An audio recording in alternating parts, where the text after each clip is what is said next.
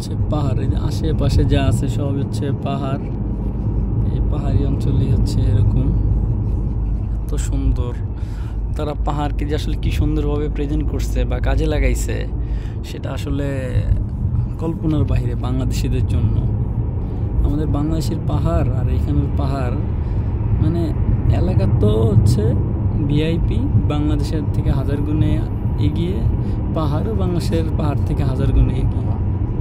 তারা পাহাড়কেও কাজে লাগাইছে বিদ্যুৎ উৎপাদন করার জন্য, তারা পাহাড়কে কাজে লাগাইছে সম্পূর্ণ কৃষিকাজ করার জন্য, তারা পাহাড়কে কাজে লাগাইছে বিভিন্ন স্টেশন করার জন্য, বিভিন্ন জিনিস করার জন্য। মানে যেভাবে পারছে চায়নারা তাদের এই পাহাড়কে কাজে লাগিয়েছে।